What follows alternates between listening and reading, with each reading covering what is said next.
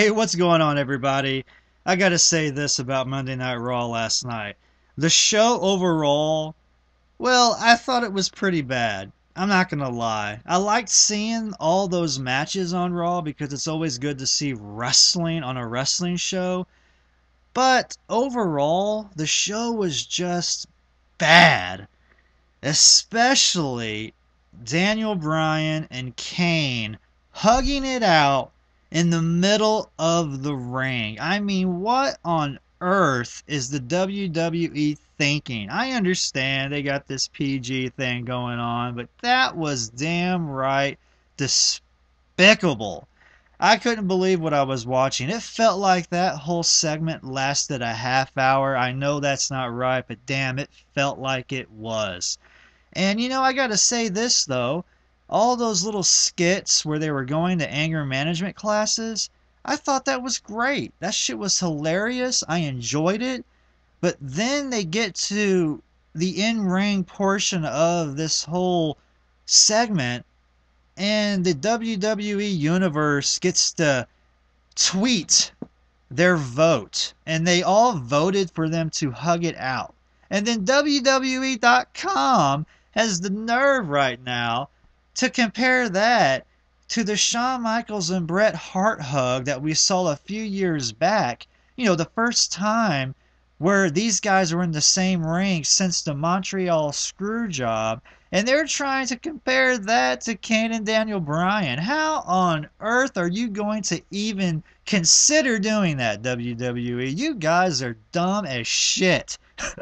Let's be honest. The Bret and Shawn hug, you got to talk about that right there being a great moment in wrestling. So much emotion and history is involved with these two guys, and to even think about putting that in the same category as Kane and Daniel Bryan, damn, you should be ashamed of yourself, WWE. But, Raw wasn't all that bad. I like seeing Dolph Ziggler get a win, especially over Randy Orton. It was so good. Who cares if he was holding the tights? He got the 1, 2, 3. He got the win, and that's all that matters when you look down at it. I liked that. And, quite frankly, the only other part that I liked on Raw was the very ending. Sitting through a 3-hour Raw hasn't been that bad since it started. Last night was a little bit challenging, but it was so worth it when we got to the very end of the show where we saw CM Punk and John Cena. Now, let me rewind a little bit. The beginning of Raw was pretty epic as well when CM Punk just totally blindsided Jerry the King Lawler before Raw started. I like seeing that. That was awesome. Then we fast forward to the very end. CM Punk, John Cena fighting it out in the parking lot. John Cena gets the GTS right on top of the hood of the car, knocks him unconscious. CM Punk, he gets in the passenger side of this automobile and he drives off. But guess what? Guess who he's driving with? Guess who he's riding with in the car? It's none other than Paul Heyman. Holy cow, what an awesome sight that was. Now, they're no stranger. These guys are not strangers to one another. If you think back to that infamous pipe bomb that we saw last June, CM Punk made a reference to Paul Heyman. He said that he was a Paul Heyman guy. So it should come as no surprise to anybody to see these two guys coexisting with one another. Of course, we haven't seen them do anything yet. We just saw them in the same car with one another, riding off into the sunset. So it's going to be interesting to see how this all plays out.